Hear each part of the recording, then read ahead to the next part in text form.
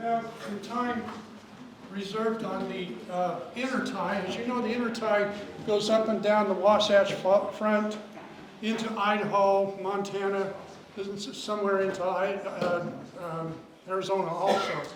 Anyway, we're going to do a silent key ceremony for a gentleman, and his name was Brad McPherson. Brady, excuse me. Brady. I got it written down here. So what I'd like to do is I have to go out here to do it. So I'm going to do it from over here. QST. This is W7LRT on the inner tie computer system. We have asked permission to do a silent key ceremony for a deceased ham.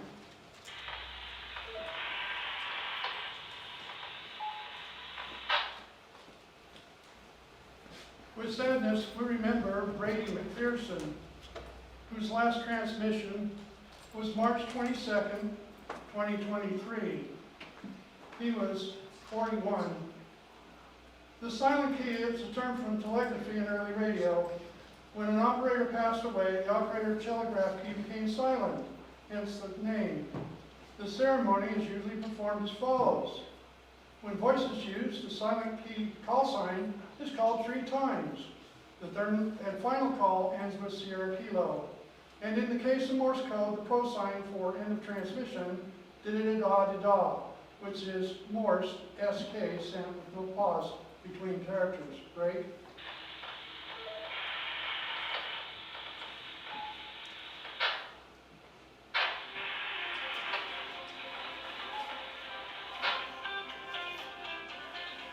In memory of Brady, we will observe the silent key ceremony. The silent key will be called by net control 3 times, pausing after each transmission for a reply.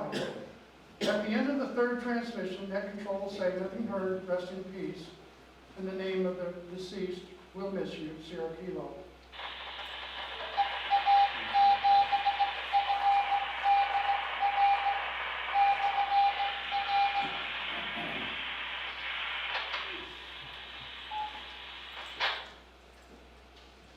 Net control calling KD7AWJ.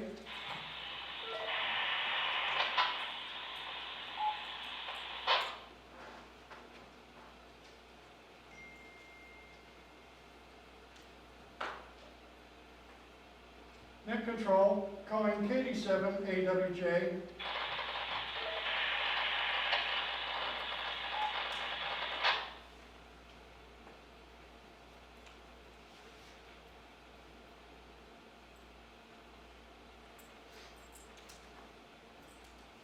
Net control calling Kilo Delta 7 Alpha Whiskey Juliet.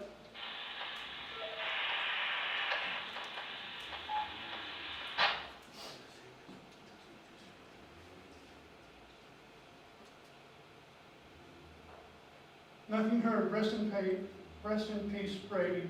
We'll miss you. We'll miss you, Sierra Kilo.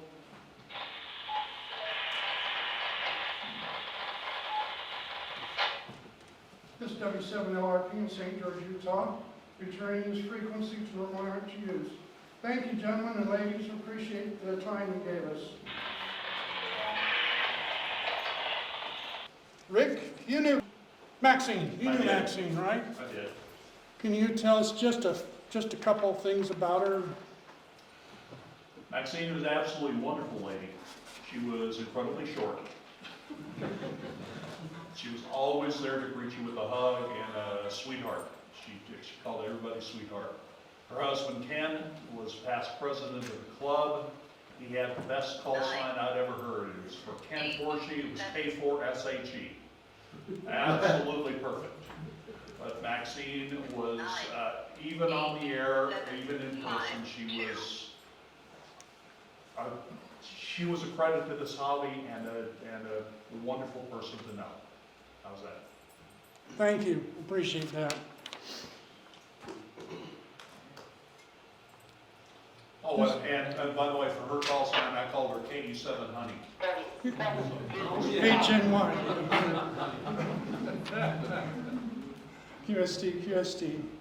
Well, for the next few minutes, we'd like to perform a sign key ceremony. So, does anybody need a repeater before we proceed?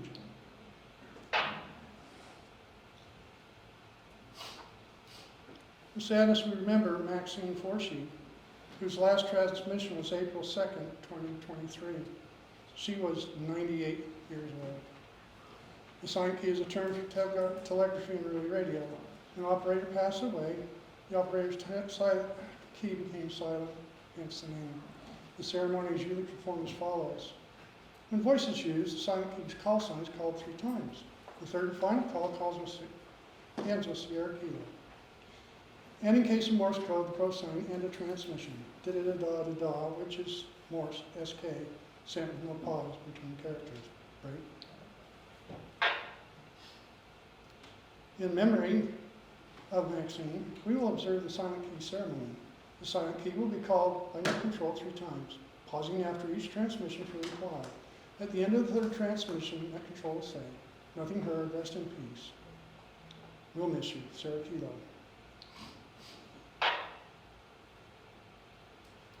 Net control calling KE7HNY.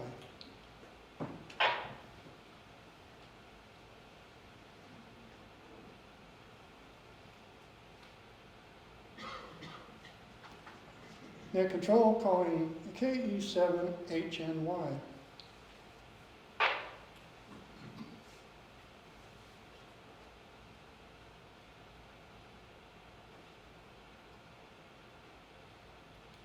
Net control calling Kilo Echo 7 Hotel November Yankee.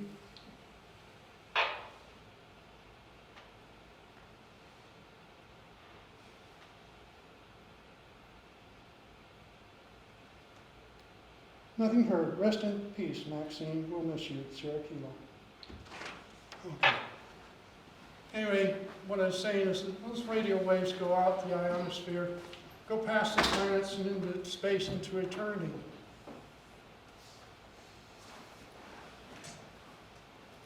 Excuse me.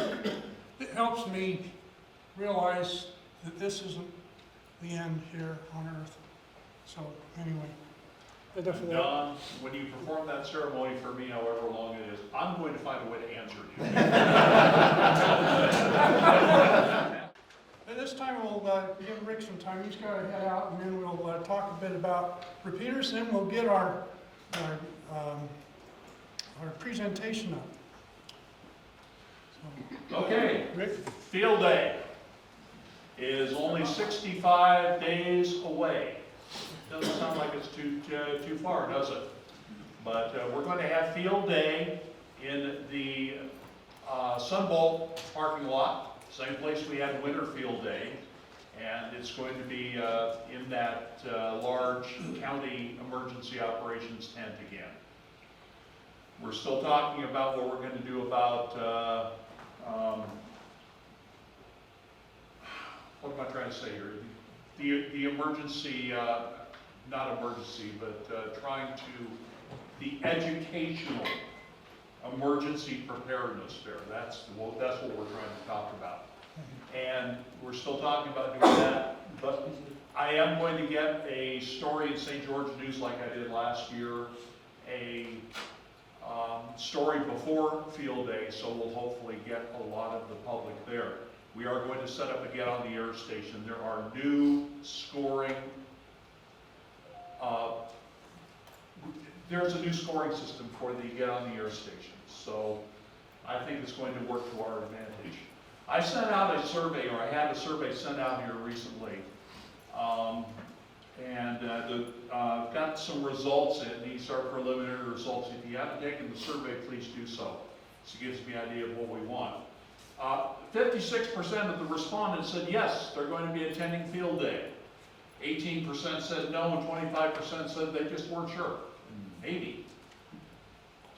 The next one is, will you be available for Senate? 62% said yes, 37% said no. Interesting. Now, on Sunday, here's where we're going to have our problem. On Sunday, will you be available for teardown? 47% said yes, and 53% said no. So hopefully we're going to be able to get a few more people for tear down. Like I said last year, I do have a signed letter from your bishop excusing you from church. From all your bishops, for that. Okay, the next one's interesting. I have, since we're going to be in the tent, we're going to be in the middle of a residential area, and the generators that we would have would probably be very noisy for that area.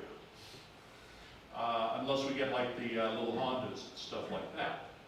However, with the solar cycle the way it is, I'm asking if you would be amenable to running a solar battery powered QRP operation.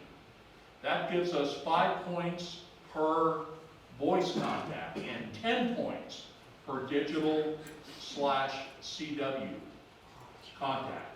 That gives us a lot of points. The last time we did that in 2012, we had 661 contacts, and we scored the highest that we've ever scored before. So I would like to see if we'd like to do that. 62.5% said yes on that, while 37.5% said no. Rick, question. Yeah. Could we run the computers and other non-radio stuff off of commercial power or generator power? You can run that off the shore power. We can bring the shore power in like we did for everything else. The only thing that has to run off the batteries is the radios and anything else like a peripheral, like for the digital, like Rig Blaster or something like that. That has to run, those have to run off the solar and battery. So, last time we did that, our batteries ran out about 5:30, 5:45 in the morning. And as soon as the sun came back up, about 15 minutes after that, we were back in operation. So I don't see any problem with that. It gave us all a nice break to go get some orange juice and whatever we had available there in Highland Park that year. I don't know. Where's the bicycle generators? Well, Don, when you show us you can, bicycle for five contacts, we will do it. Okay, next one, will you be willing to share your expertise with others at our emergency preparedness fair? That's a big one. 78% said yes, 22% said no. And the next one, would you be willing to sit and assist a new operator in making HF contacts on the Get on the Air station? That's easy. 75% said yes. Normally, in the past, we've had to have a 24-hour Get on the Air coach. This year, to get the bonus points, we just have to have somebody sit with newbies for not more than 1 hour. But we still have to have somebody there whenever a newbie is operating the station. Absolutely. Newbies in field day terms that can operate the Get on the Air station include technician class operators. So come on down and get us points on the Get on the Air station. That's 5 points per contact on Get on the Air. So it's nice. Got a lot of response on the what kind of, I don't have any more on this as far as drafts, but radios, power supplies, all that, we've got a lot of things to that. Randy Barlow says he will provide the internet equipment and again for both Wi-Fi and bringing in wireless internet to the site. And we've had several people who said they would absolutely love to be on field day. Once again, that's June 24th and 25th, Saturday noon to Sunday noon. We're going to start setting up at 8 o'clock in the morning, and then tear down, depending on how many people we have, takes about an hour and a half, 2 hours at the most. And hopefully the tower is going to survive this year. It will. It will. Good. Great confidence. But I would like to see you come down and see what you can do with 5 watts. The solar cycle has been incredible lately. Absolutely incredible. The sunspot numbers are up, and I think, I hope that the sunspot numbers will remain what they are for our operation this year. I think it's going to be a lot of fun. If you have any questions, you can email me, k7dlxham@gmail.com. I'm available anytime for that. You can also catch me on, and here's another shameless plug, the Dixie Roundtable, Monday through Friday from 11 to noon. After the Dixie Roundtable, we run a D.A.R.C net for those of you with D.A.R.C capabilities at 145.67 simplex. That's so easy to remember. It's 1, 4, 5, 6, 7. Okay? And simplex with D.A.R.C, and that's the ICOM digital. So that's right before the Beehive net. So I hope to see you all out there. Thank you for your time. Thank you.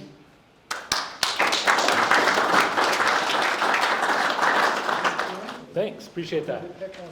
So SOTA is Summits on the Air. It's a fun, awesome activity that I'm going to tell you about to see if you want to participate in some way. And I put in pictures of different summits. All of these are in Washington County or really close to it if not. So just in general, you have activators that go up and climb up mountains. They take their gear with them, set up a station, and make contacts. And the chasers, in SOTA, they're called chasers. In POTA, they're called hunters. But the chasers then make contact with those that are on the summits. If you're an activator, you can activate a summit once a year. If you're a chaser, you can get a summit once a day. And you get points for each summit that you either activate or that you contact. And they add up, and if you get as far as 1,000 points, either as an activator, then you're a mountain goat. If you get 1,000 points as a chaser, you're a shack sloth. Which it sounds like it's a bad thing. It's not. Everyone wants to get that. So this is just Bloomington Hill, by the way. Just a quick little walk up is a 1-point summit right here in town. So SOTA started in 2002. It's grown to 2003 associations. Utah has its own association, as are most states that have mountains in them. There's plenty that don't. We have 31 regions, and in Utah we have a total of 1,577 summits. And I'll let you know that Washington County has more summits than any other county in the entire state. And when you look at the summit name, it's divided by its association, the region, which for us, WS is Washington County, and then it has a number designation, and most of them have names, but not all of them have names. Sometimes it's just a number. Like this one, for example, this is just outside of Enterprise. It doesn't have a name, it just has an elevation and a number. So one thing that most people don't know is that points are based off of altitude, not difficulty. The difficulty has nothing to do with it. Here in Washington County, there are plenty of 1-point summits that are killer, and there are 10-point summits that are easy. And well, not in our county. We have to go outside of our county for a 10-pointer. But you go up to Bryan Head. Has anyone been up to the stone shack on top of Bryan Head? You can drive right up. That's a 10-point summit because of the elevation. And so as you can see, how it's divided up by elevation, and you can see how many peaks are at each elevation and so on. We have a nice thing in Utah where for any 4-point summit or higher, there are bonus points if you go in the winter, because of course there may be snow on it, makes it harder. And we're right next to Arizona. Arizona has a different point system. They have lower standards, to be honest, for their points, which means the same elevation, you get more points in Arizona. But they also have a summer bonus for some of their peaks for going in the middle of the summer and activating those no matter what the elevation is. This one's from Scrub Benchmark. Some of you may have been up there. There's an antenna up there that the county, Mojave County owns. So there's a mapping system where you can go and you can check all the summits that are around and how many points they're worth. As you can see, it's kind of blurry, but here you have St. George. You can see we got a lot of 1-point summits around us. Some bigger ones around. You have to kind of go out. Bryan Head is right up here where you get starting into some 10-point summits and so on. And there are plenty of summits that have never been activated. There's some that, just because the mountain is listed, one doesn't mean that it's even doable. There are lots of summits in Zion, for example, that you either need to be an expert climber or have a helicopter to get there. And so they haven't been activated. It doesn't tell you whether or not that summit is in private land. You have to get permission, of course, if it's private land. It just tells you that that summit qualifies by its elevation and what we call prominence, that there's nothing else that, there has to be a certain prominence above anything else around it. This is the, if you've ever been to Enterprise and you see the E up on the little mountain there, that one's a little 2-pointer that you can go up and activate as well.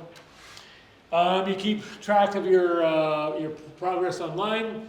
These are the activators in Utah. There's plenty more of them that they just didn't fit on the page. If you see those that with 1,000 points, there's only three of us in Utah that are considered mountain goats.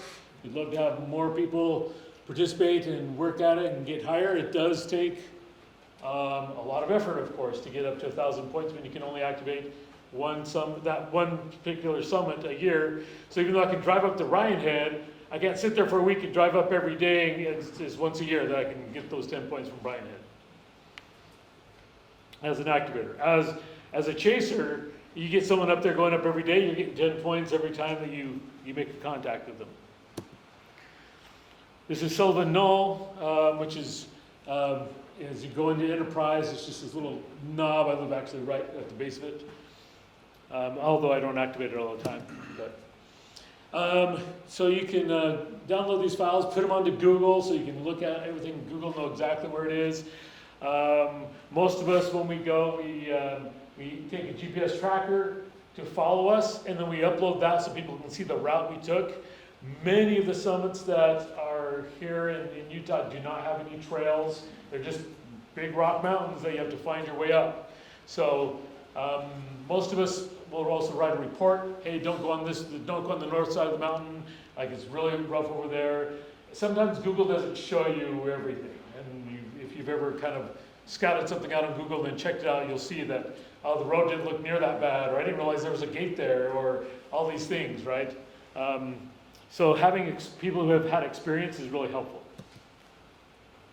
I don't know if any of you have been to Starvation Point, but if you take the first exit when you enter, you head down the gorge, the first exit into Arizona, and then there's this trail that goes way back up. That's what this is. It's a beautiful area.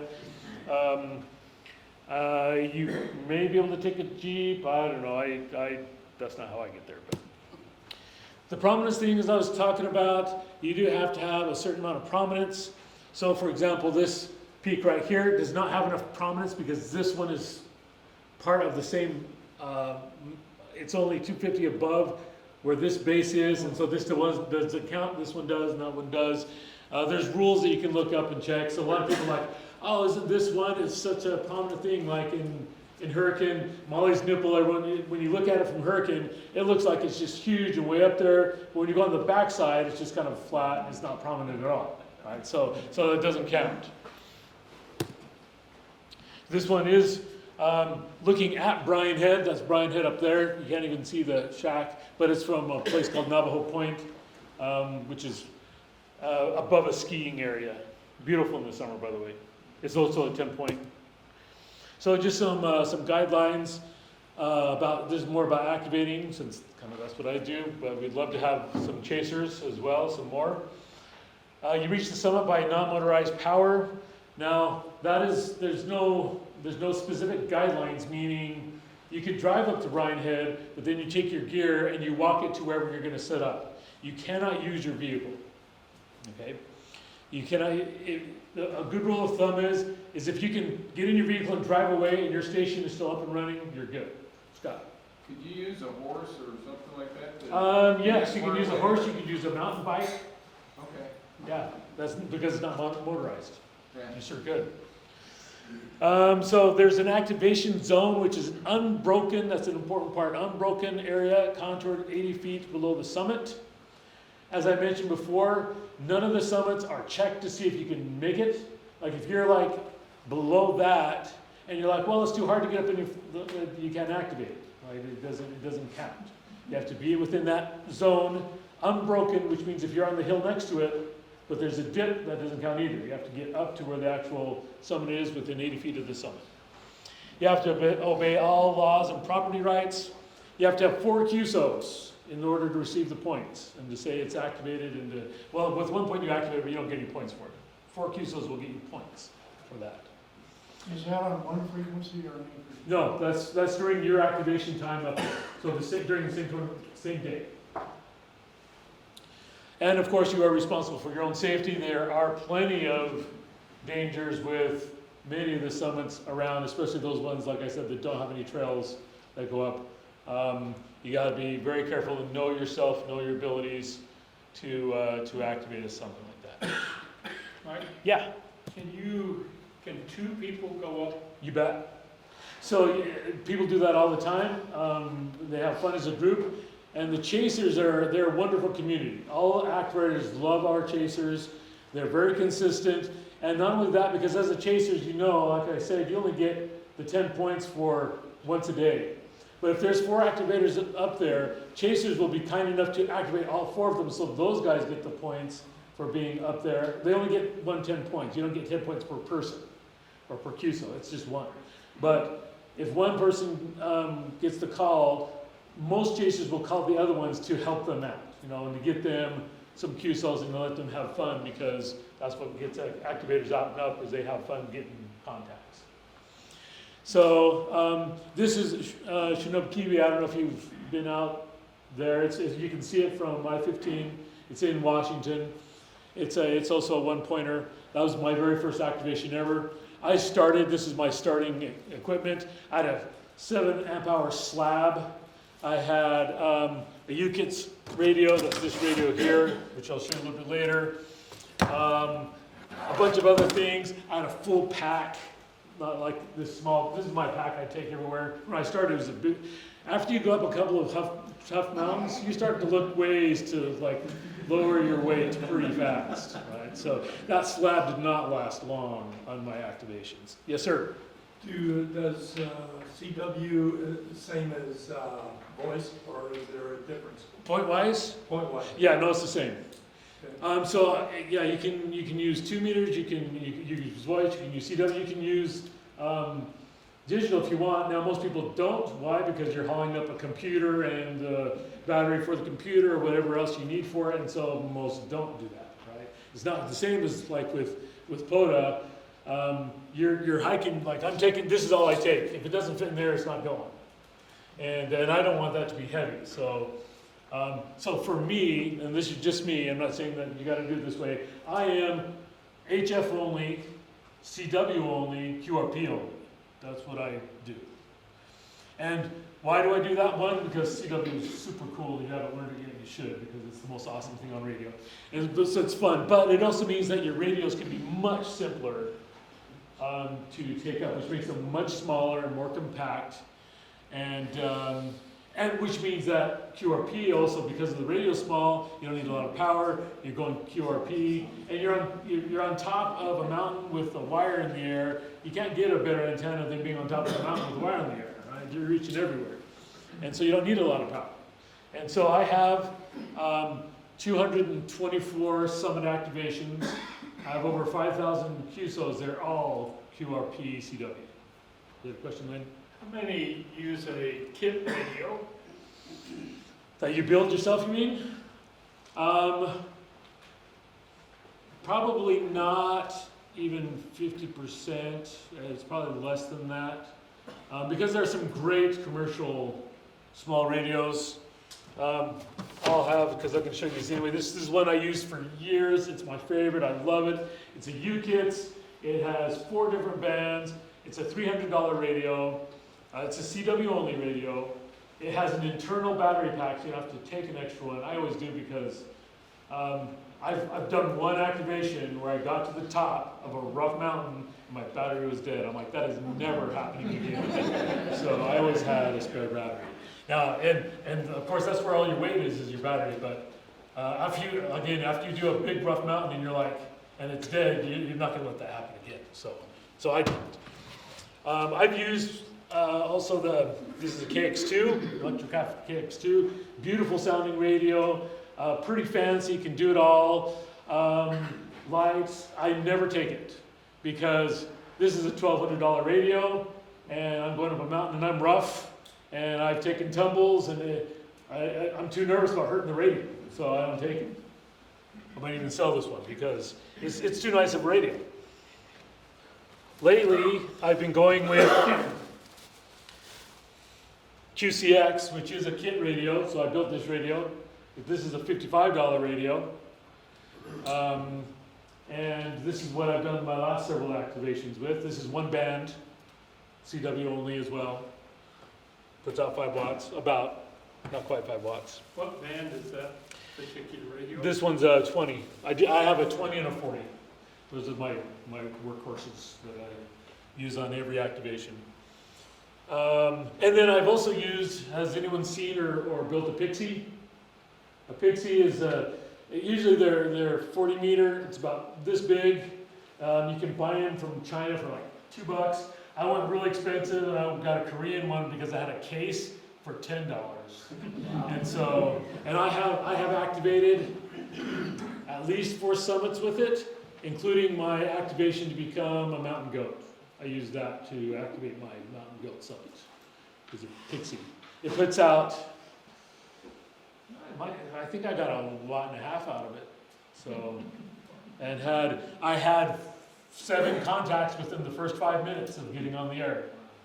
Yes, sir. Are you able to use a handheld or? You can. So I don't, like I said, I'm an HF guy, but many people do. In our area, you need to have people beforehand knowing you're going and that you've arranged, because there's just not enough people out here who are just listening on 2 meters to get a contact with.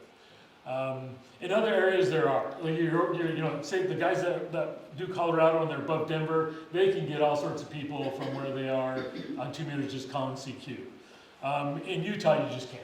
You don't use repeaters, right? No, you can't use repeaters. You can use repeaters to say, hey, come to this frequency I'm calling, and have people come. You can do that. Okay. But you can't use it for the contact. Yes, sir. What radio or antennas are you using? So I use and have always used dipoles. And I used a commercial one for probably the first 2 years. Again, it was too big, too heavy. And then I started making my own.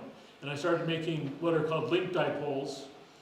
And if you haven't heard what a link dipole is, it's a long dipole that is cut for different lengths. And say I want to go from 20, you know, that's a short wire, and I want to go to 40, and mine are just alligator clips. I just clip it, and that's the link, and make my wire longer, and now I can do 40 meters. Right? So this is the latest one I made. I think this is 30 gauge wire. This is a dipole for 20 and 40 meters. It's the link dipole. And these are my little alligator clips right there. That's what I clip to lengthen out the other end of the wire to change bands. I just stop, stand up. It's up on my fishing pole. This is just a fishing pole with nothing else on it. Bring that down a little bit, connect them, put it right back up, and then I change bands. And then I'm on a new band. I used to have a much bigger pole, also heavier. It was sturdy, but I didn't need it. This will hold this up no problem. And to keep this up, all I need is a couple of rocks or even sagebrush, and I can make this stand up. Even if it's windy, I'll just wrap something around it, you know, have some ties or something. And it may bend, it may move, but it still works. Lynn. So is that a Sage or an Orvis fishing pole? This one, I don't know. Never mind. Yeah. When it's bent, you know I've gotten a big sage. You know. That or it's windy, one of the two. So as far as equipment goes, it's changed a lot over the years. I've tried, since I'm a CW guy, I've tried a dozen different kinds of keys. I've made keys. To me, it's all fun, and I found it just was, to me, really cool the first time I went up, and I went with a key that I made, with a radio I put together, and an antenna I made, and made contacts, and got some DX. There's hardly any better feeling in the world than that. You're up on top of a mountain, there's nothing cooler. Safety is very key, of course, if you're activating. You need to know your own limitations. So usually starting off with the easy ones. Not necessarily the low elevation, because a lot of those are not easy, but easier ones. They have a trail, you can kind of drive up, you get used to your equipment, you get used to how heavy your pack is, how much water you need to take. Like, that's really important here in St. George in the summer. You definitely can't go without water. Running out of water is a big deal when you're on a mountain. So just know what you can and can't do. Carry necessary gear for weather. I always, no matter what time of year, I have certain things that I take with me always, and that includes a knit cap, a raincoat, and you think a knit cap in July, you bet, because if I fall, break my leg, and I'm there overnight, I'm gonna want my knit cap. And unfortunately, you gotta think that way. I activate 90%, 98% solo, just me. Now I tell people where I am, when I'm gonna be back, my route, and all that kind of thing, but I still do it by myself, which is always kind of dangerous. Yes, sir. Are there any books, pamphlets, or anything from DNR or any other source telling those how difficult they are to do? No, and that's one of the things about SOTA is that it's all done by geographic data, and so and that's the reason why they don't rate them on the difficulty or how easy it is, because that would take somebody going out there and evaluating every single mountain and saying, and subjectively saying, I think is this hard or not. So there's not. It's a good question though. As I mentioned, many summits don't have trails. You just have to find your own way. And if you've ever done that on your own, you know it's much better to look at a mountain from far away than be halfway up and go, let's see which way should I go now. You never know where you're going to end up, or if you're going to get cliffed out, or just kind of some basic hiking things. Just because the summit is listed does not mean it's reachable, safe, or accessible. You need to decide that for you. There have been plenty of times, well, plenty meaning maybe 10 times, when I've started and turned around. It was like, nope, it's too dangerous, it's too risky, weather comes in, whatever it is, and I guess I'm not activating today. And you have to be okay with that. What about critters? So there are definitely critters out and about. I've seen more rattlesnakes in the last couple of years than ever before. There are other critters, there are also human critters, and so I personally, I go packing, but that's not for everybody, but that's what I do. I also use a walking pole whenever I go. Now, I've used that before when I've broken my antenna holder, my pole for the antenna, I've used that instead. To steady myself or to shoo away a snake, whatever it needs, I use that a lot. So, and you can use for quite a few things. And so, of course, like I said, don't be afraid to cancel, turn around, and just call it a day. It's much better to do that than to get yourself in trouble and to, get hurt or something. So, Vail Volcano is also one pointer. It's a steep but fun little hike. In the background there, you can see this is Square Top. And also Jackson, those are 4-pointers out in the middle of the desert. They take it takes a while to get out there, by the way, if you haven't been out to the desert. It looks like they're kind of close, but it's not easy to get to. So if you're going to be an activator, this is not true as a chaser. Well, it kind of is true as a chaser, I shouldn't say that. Most popular modes are SSB and CW. CW is, in SOTA, it's king. In SSB, in POTA. But in SOTA, CW is much more popular. Why? The radios are teeny tiny, and the activators don't want to hike up with a bunch of heavy gear. And so there's lots of CW guys. If you like chasing, learn some CW. It's just pretty basic exchange. It's pretty easy, and they'll be patient with you. That's the CW community is pretty good with that. Always test your gear before you go. Do as much research as you can in recon, Google Earth, trip reports, topo maps, whatever it takes. Give yourself plenty of time. You can't just go by how the distance of something is. Some of those mountains, boy, you're going less than a mile an hour up certain mountains. And so you're like, oh, I can walk 3 miles an hour at an incline, maybe 2, and you can't think of that way. It's not going to work. Start with the easier ones first, have a backup plan. There's been lots of times when either access was not available, when there was something that I was like, something off or whatever, where I'm like, I had another one kind of nearby that I could do, and I've done that instead. It's always a good idea. And then you're going to need to take the things that you absolutely need to have, but you also need to keep your pack light, and it's a balance between the two. Yes, sir. Call sign, please. My call sign? Phonetically. Alpha Charlie 0, Papa Romeo. So snow benchmark, this is the green cap when you're headed towards Snow Canyon State Park. Is also it might be a 2-pointer. I think that's a 2-pointer. That's a fun hike. Lots of great views, really close by. So I've talked a lot about equipment, and I want to make sure I leave Ryan plenty of time. So batteries is probably the last thing I'll talk about. I've gotten to, well, I went for my slabs and now I'm down to these. And I take 2, because I always take a backup. But these are just like RC things that I've cut and readapted, and I have some poles on and stuff. And that's what I use. So this, for example, this is a full station with 2 antennas, 2 keys, 2 batteries, and sometimes I take 2 radios. But that's it. This is my station.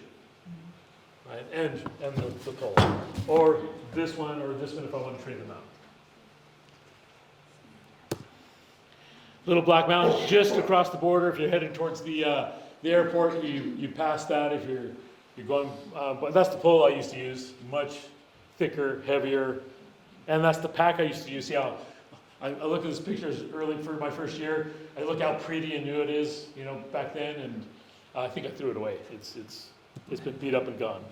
So chasing, and Ryan may talk about this. I don't know, but you can put an alert out saying, "Hey, I'm going tomorrow," or however far in advance. And then there's spotting once you're there.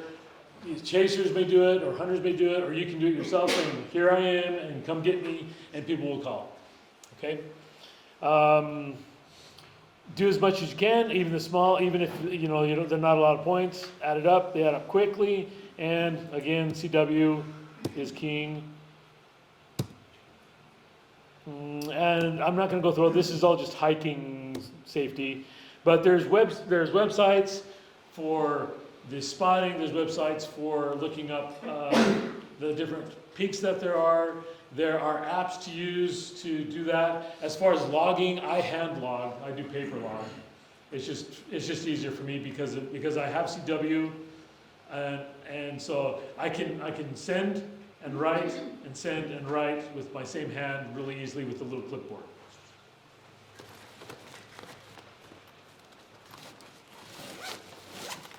What's the furthest you've gotten?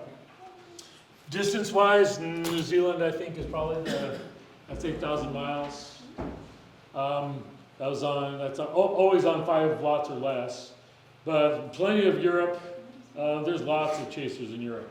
So it's just the right time of day, right band to get those guys. Push-pull dome's really close. That's it. I'm going to let Ryan go before you ask any more questions, just so he has enough time to talk. If you have questions, I'm here afterwards, or of course you can always send me an email too.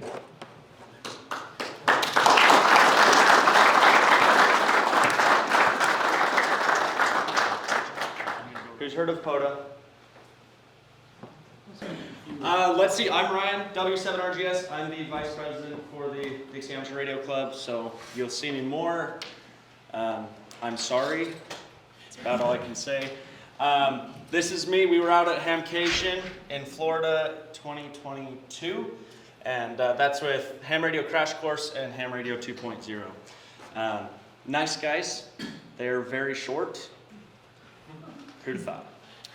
That's click for us. So, POTA and SOTA, just like Mike had mentioned, there's hunting and there's activating, chasing, activating, searching, activating, whatever you want to call it. Finding the contact with the activator. That's what hunting is. For us, or for hunters, are there any specific rules? Not really. Follow the DX Code of Conduct, follow your license limitations, and don't be stupid. That's about it, okay? Be nice. So, we hear a lot of stories on the Facebook group, YouTube, letters, websites. They have a newsletter, I think, of, man, I just got chewed out by some dude on 17 meters, POTA, blah, blah, blah, work bands. I'm actually going to throw that out now. POTA is not a contest, believe it or not. So you can use 17, 12, and 30 meters. I think those are the work bands. You can, obviously, to their limitations as well. Which one I push? There we go. How do I find activators? POTA.app. Click that into your computer, your web browser, thank you, your phone, wherever you want to search.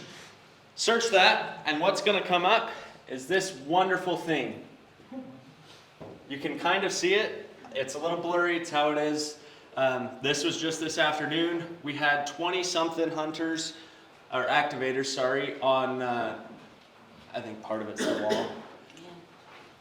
Anyway, 20-something activators just on 20 meters. And then there's FT8, FT4, CW, sideband, whatever that makes a two-way cross, whatever. So we go here and, you know, I don't really want to talk about it, so, oh no, yes. All right, we're here on POTA.app, filtered out to 20 meters, single sideband. I've already tuned into this guy here, KY4GJ at 14,257. I'm gonna come over here, we're gonna wait for him to break. We're gonna call out my call sign. Whiskey 7, Romeo Golf Sierra.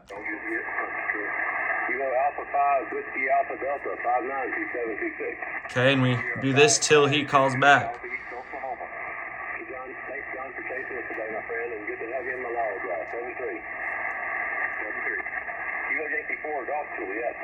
Whiskey 7, Romeo Golf Sierra. Whiskey 7, Romeo Golf Sierra.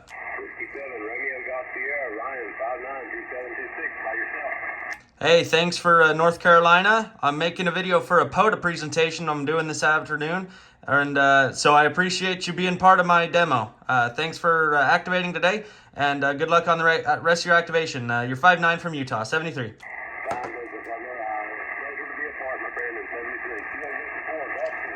And it's just as easy as that. You did that after school, right?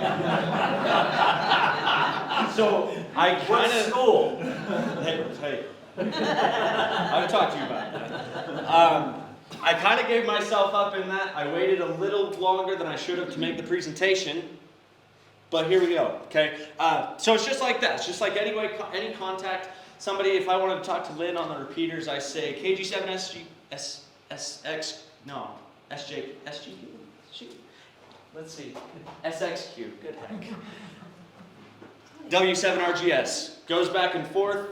Yeah, you sound good here. Where are you at? Oh, you're here. There's no real swap between the activator and the hunter in the QSO. It's just, who are you? And some people like to say, hey, can you hear me really well or can you not hear me very well? 5'9", 3'3", whatever you want to throw out, that combo of 1 through 5 and then 1 through 9.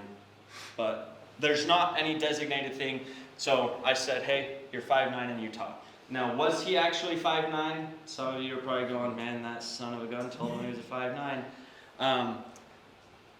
I told him he was 5'9", but he sounded good. He was fine, okay? POTA people are not super reliable when it comes to your signal report. If they say, holy cow, you're 20 over, yeah, take that. I mean, that's a compliment. That's a good thing. And they probably have their preamp on anyway. Your station cannot be that good. I'm just kidding. If it is, let me know what you're using. I'm interested. Okay. So let's talk about activating some more. Oh, did we have any questions about hunting? Cool. That works. Here we've got, this is what Brett uses to activate. He's just got some of those military tent poles. I think that's 4 or 5 of them, so that's 20-something feet up. And he's got his end-fed wire run off of that. And this is last July, I think. We were out at Sand Hollow. It's a little hot in the summertime here. And similar to SOTA, well, unlike SOTA, sorry, we could sit in our car. So it was worth the $5 in fuel we spent to have the air conditioning running. Oh. Okay, what is the minimum to activate? Well, one, you have to be in a park. You find the location of the park. In a second, you're going to see a map with a bunch of dots on it. You don't have to be at that dot. We found out once that can screw you up. Just where the dot says it is does not mean that's where the dot should be. Okay. You have to be inside the park. So with Sand Hollow State Park, for instance, you have to be within, so you go in the front gate, you can go around that road, but you can't go under the tunnel into the Sand Mountain Rec area. That's not part of Sand Hollow. You just have to look at their website and their stuff, which you're going, man, that makes sense. But I was like, everybody refers to that as Sand Hollow, so it was, man, that would be fun. Go hop in the Jeep and ride up there and get on the top of that hill. But your minimum is 10 contacts in one UTC day. So from 0 Zulu to 23:59 Zulu. You have that long to get 10 contacts. Derek isn't here, and 7 PHI. A couple months ago, he was up at the Cottonwood Trailhead. That's part of the Red Cliffs Desert Reserve, and actually Snow Canyon State Park. That's a twofer, that's what they call it. But he was only able to knock out 9 contacts while he was there the night before. And before the next UTC day had started, he gave me a call and said, hey, hop on 2 meter simplex. Let's get this sucker activated. So I went up there, we activated it, and so that's all he needed to do. So it was 2 calendar days, but 1 UTC day. It makes sense once you think about it. You can use different bands. You're not limited by modes near as much. And yeah, you can use as much power or as little power as you want. We're going to go here and then you.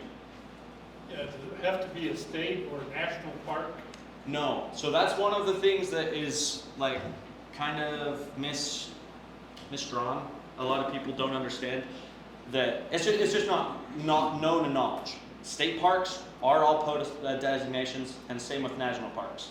But like I had said, the Red Cliffs Recreation Area covers most of those red sandstone hills and comes out into here, wherever as I'm pointing. But it doesn't have to be only a state park. Bloomington Cave is another fun one to activate. There's some trails too. Trails, the Appalachian Trail in the East Coast, you can go with Spanish Trail. that too. Oregon Trail. There's a bunch. Right there first. That was my question, what defines a park? What they say. So just hold on for half a second and we'll answer that. Every park has a number? Correct. There's 9,578, I think, something like that, in the country. So, and we'll go over that as well. They're basically all numbered. Yeah. So, well, they all are numbered. So a lot of times you can look that up and say, oh, I'm at park 0001 or 0002 or 3089 is one of our fun ones. You don't have to give that out. You don't have to tell anybody you're activating POTA. You can just go make contacts. But there's no need, there's no requirement to say, hey, I'm at this park to every contact. It slows down, but that's, I like fast. So with this, in one sitting, it was just over 3 hours. I had just gotten off of school.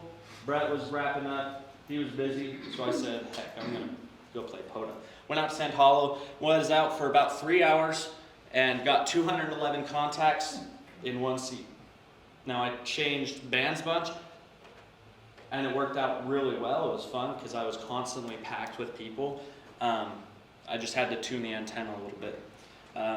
But it was over 2 UTC days, so the midnight of the first day had stopped, and then I got 34 more contacts on the next day. So that counted as 2 activations. More POTA.app. Where do you know where to activate? Okay, this is a wonderful map, nice and blurry, of southern Utah into Arizona, Nevada, and Colorado.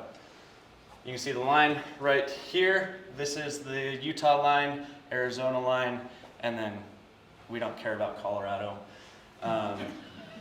The yellow dots, those are all parks. Isn't that crazy?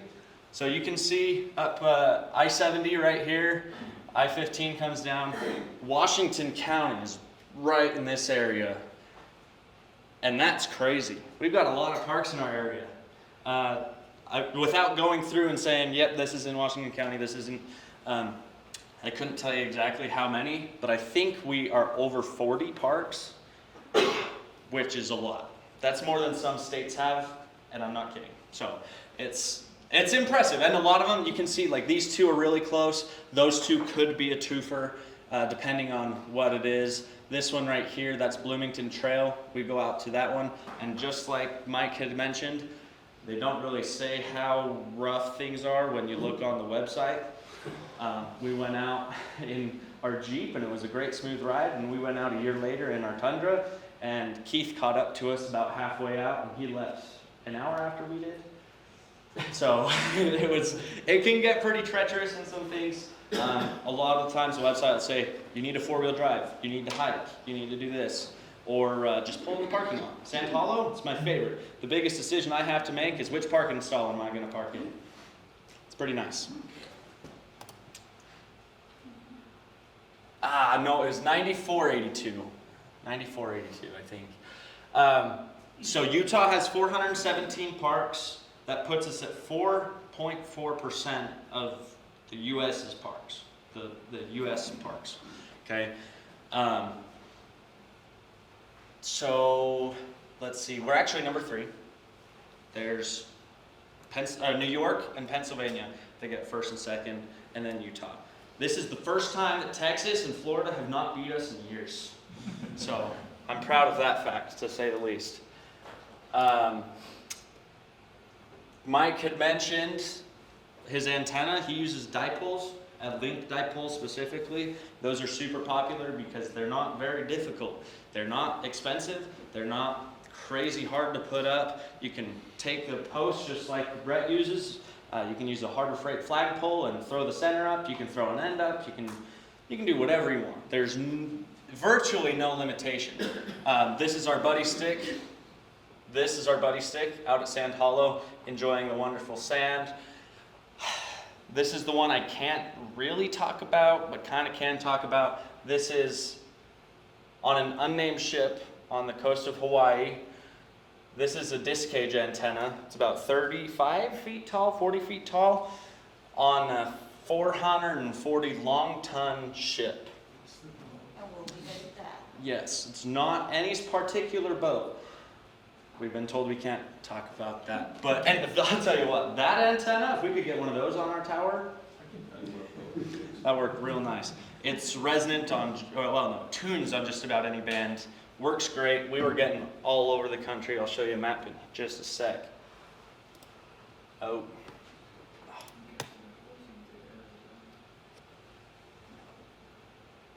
Logging. Mike uses handwritten logs. Derek in 7PHI, he does handwritten as well. He runs mainly CW. Mike runs mainly CW.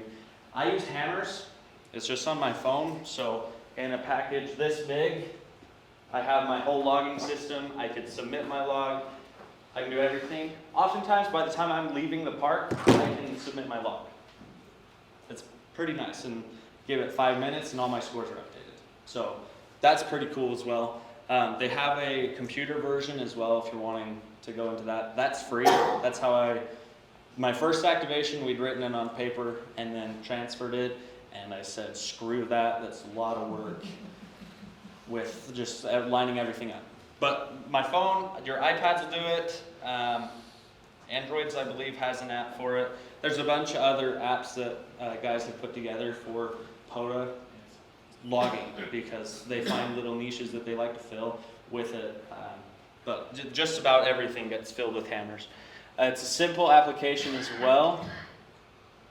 I just pulled this up on my phone this afternoon. You put your call sign in right here, your signal reports, whether or not that's accurate. We talked about that. Their park. So there's a thing called a park to park. So it's same with SOTA, or similar with SOTA. If I'm in a park, if I'm in Sand Hollow, and let's say Brett is in Quail Creek, we're just well, somebody's rocks throw across from each other. It's not mine, you can't throw that far. But if we're talking on the radio, he says, hey, this is Brett, K7 BDP, I'm at this park. I'm at Park A. And we say, great, we're at Park B. I'll take your Park A number, and you take my Park B number, write it down, submit it, and then you get both hunter credit and activation credit. So it's kind of nice. A lot of activators are really good hunters. Weird how that works. Okay, so your frequency, you'll put in, it's not required. Your band is required. That's the minimum that POTA requires. The log, because I can talk to Brett on 10 meters, 15 meters, 20 meters, 40 meters, all while I'm in the same park at the same day. It requires what band we're talking to, or else it's just going to say, oh, this is a duplicate, we're not going to count this, okay? Mode, let's see, I'm going to hurry and open that up because I'm interested to see how many different modes they offer. Sideband, CW, AM, FM, RIDI, FT8, SSTV, C4FM, JS8, FT4, PSK31, digital voice, and D.A.R.C. It has to be simplex, but that's it. So you can't use Echolink, and you can't use a repeater, a land repeater. We'll get to that. And then my park, you'll just put my park. Power, we've seen, there's a guy, Ham Radio Crash Course. He just got one of them new Ford Lightnings, the electric F-150. You guys seen those? Yeah, some of you going. But in the back, there's a 220 outlet. Okay. Now, what wonderful piece of radio equipment needs a 220 outlet? Anybody? Anybody? Linear. Yeah. So he had set up a live stream a couple weeks back. I'd recommend you go look it out. Well, it kind of failed, but it kind of works. He was running a linear off his truck. Why not? That is simply because you can. One day we've got one of those 500 watt portable amplifiers. We just need to get the right power system for it. But one day we're going to take our tower trailer, set up a beam in the park, running 500 watts. That'll be fun. You'll be invited, I promise. Is that FT8, 500 watts? Pretty much. Sounds fun. I mean, just don't touch it, that'll hurt, I'll tell you what. And then, yeah, so hammers is awesome. We'll just show you this part. So how do I go back? Thank you. If we go back and I enter in right here, K7CFS, I talk to him. It automatically has my time connected to the internet or non-internet, whatever your phone says, it'll count. And then the date as well. So I click that and I say, yep, K7CFS. And then I press the little save button. And then ta-da, here it pops up, K7CFS. It says I talked to him, he's in Utah. This would be the frequency if I had put one, and then 20 meters in sideband. If he had a park, it would be here. This little green dot says, hey, we've used QRZ, HamDB, or one other software, I don't remember what it is. I think I'm using HamDB.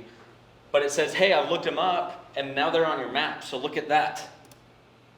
Hey, look at that. So I didn't have a park in, so it's not going to draw the line and stuff. We'll show you that. But K7CFS, this is where he's at, and it's pretty easy to use. I mean, I'm not a very good writer. Be honest with yourself. How many people can actually read their own handwriting in a rush? I'm not in a rush. If I wanted to go slow and try my fancy cursive, I still couldn't read it. So it's not super worth trying. It also has integrated, as you scroll down from entering log people, you scroll down, it'll show spots. So this was just this afternoon, and yeah, that does say 450. We're not going to talk about that. But he's running FT4. This is N8 NMG. He's over in Ohio. I'm not that good with my park numbers, I promise. It says it right here. But he's in Ohio. He's running this. This was 28 minutes ago, but he's actually done. So he marked it QRT. This is K7 car. How many people have talked to K7 car? Oftentimes on FT8, FT4. course you have, he's running just about any time of day. He runs 80, 160, 40, 20. He lives out, he moves around, but he's got his portable antennas, sets up beams for 2 weeks, and takes them down, moves. One day. So here's a couple of our maps. These are all somewhat short activations. 3 hours is probably our longest activation.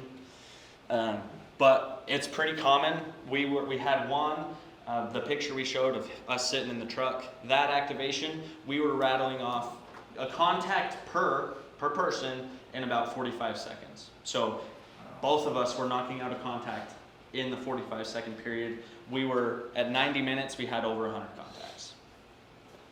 And what's fun is this is like field day and contesting and everything. When you're the big contest station and everybody wants to talk to you, that's why I like it. You're the center of attention, and some people may not like that, but yeah, it works out. Being the center of attention is a lot of fun, especially in POTA, because when you get that pilot, there is nothing quite like it. It's just so much fun. This is our Hawaii activation. That worked out good. I think for 3 activators, we were about half hour, we got 40 contacts. For 3 activators, there was 3 hand mic passing. It was crazy, but it worked out. This is the same one. We were at Sand Hollow with this antenna, the same antenna, and I think we were there for 2 hours. We got down to Ecuador here, and we got into Italy in the same activation, running 100 watts with that. I still don't think I've gotten Italy at home, and these are all sideband. We haven't gotten into the digital stuff yet, just because we don't want to plug our computer into the truck, and it's more work than it's worth for us right now. I'm gonna run over I'm gonna go over equipment real quick, and then we'll talk about questions. Okay? I'm gonna hurry and flip the lights on. I got you.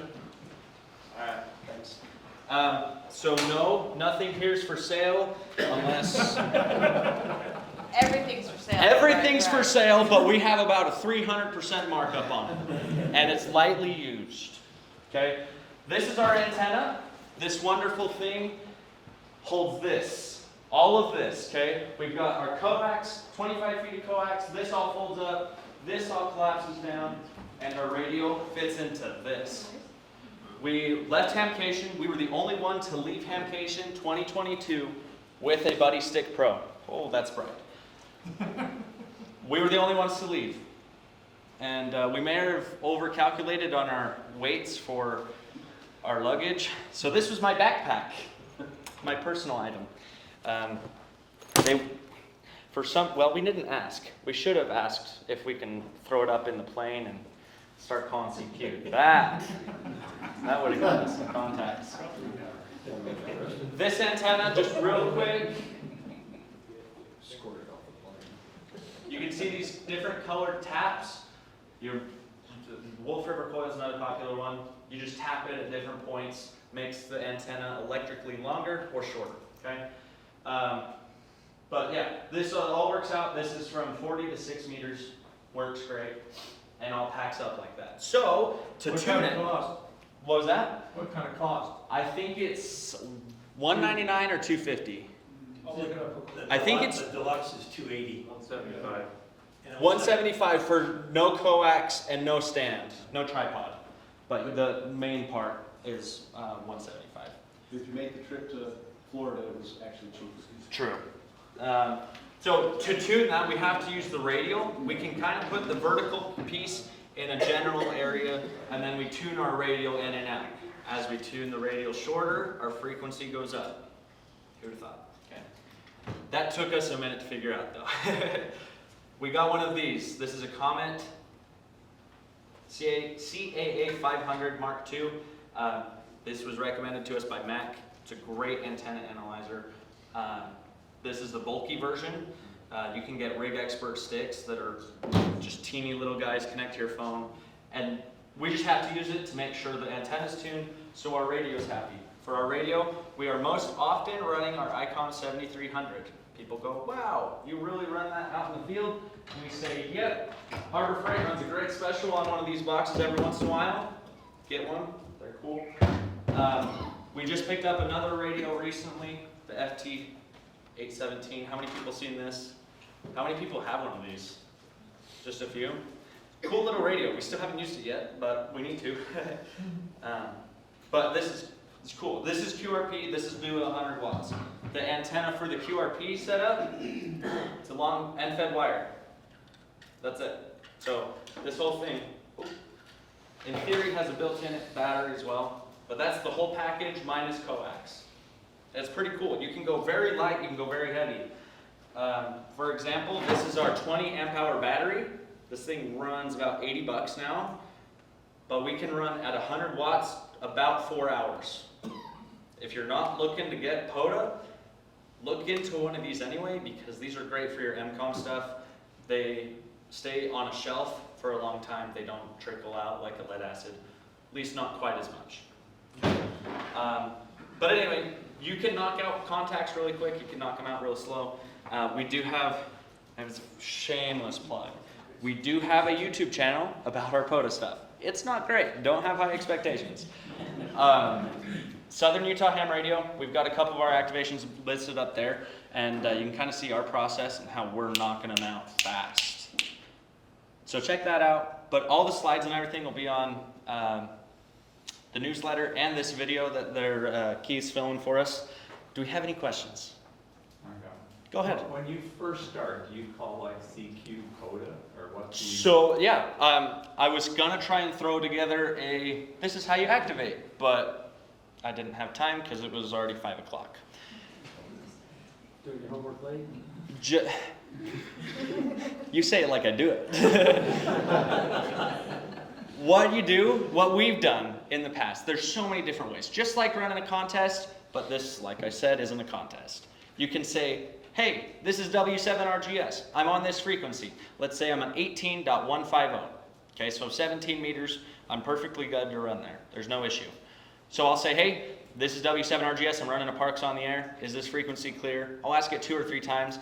That's one of the issues we see is a lot of guys will just say, hey, this is my frequency now. I'm running POTA. And a lot of people don't like that, especially some of the ones that aren't very nice on the radio. So that's what we call out. Hey, CQ POTA, is this frequency clear? And then you wait, and then you wait. Most people will say have your radio run for 2 or 3 minutes beforehand and then call that out. But if you don't hear anybody call back to you, you're not going to hear them in that 2 minutes prior, right? At least that's what I found. If somebody says, hey, I was talking here. Yeah, propagation changes. Be the nice one and move. It's easier. There's lots of radio space, especially on 10 meters. So you got lots of options there. But yeah, it's not super difficult. You kind of find your own groove for it. CQ POTA is my move. Any other questions? Anything I've made more confusing for anybody? I got a question. Yeah, what's up? How fast is it to put that antenna up? Because this is what I like to push for people because it's a great starter one. How So fast? tonight, and this is while the VE session was going, I was getting cussed out by Brett. Hey, be quiet. Come on, keep it down. Keep it down. We ran 10 minutes. Granted, I did not tune it. This is a non-tuned configuration. There's another 3 or 4 feet that are collapsed down in that top whip. But it took us 10 minutes to set the whole thing up. This with the table, the chairs, and everything. This is our POTA setup. Took me 10 minutes tonight. How fast can we knock it out on an activation? We're usually on the radio in 8 minutes. 8 minutes. We are on the radio calling CQ. That's tuning the antenna. That's getting it out. That's parking the freaking truck. That says, hey, we're going to go POTA now. So, and this all surprisingly enough fits in a big black tote bin. Most of our space is because of the radio. But yet again, another surprising fact, it fits in my car. I drive a Chevy Spark. It's teeny, but it that's not nice, Keith. I see that. Come on. I look like Mr. Incredible driving it, but that's all right. So it fits. It's fun. There's a lot of parks around here. Just check them out. I think Rhode Island has like 40 parks.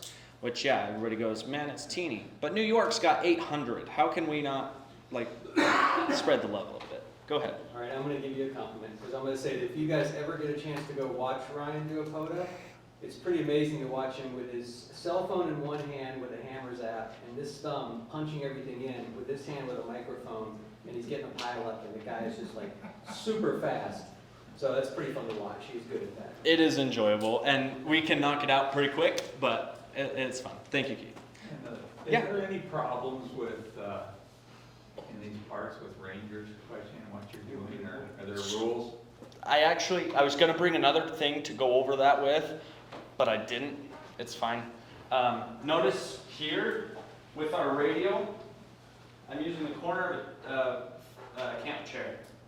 Okay, this sits just like that anywhere. It works really good. We don't get any interference from the metal in the chair. There's not much there anyway, so it's not going to hurt anybody.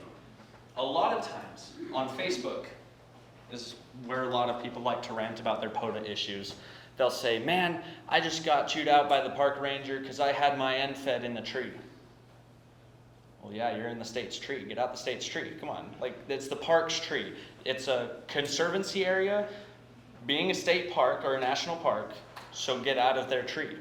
What can you not connect about that? It's totally odd. So that's why, instead, at first we were using an electric fence post and just running that radio right to it. But it's like, yeah, we're stabbing a hole now in the park's ground. That's not going to end well eventually.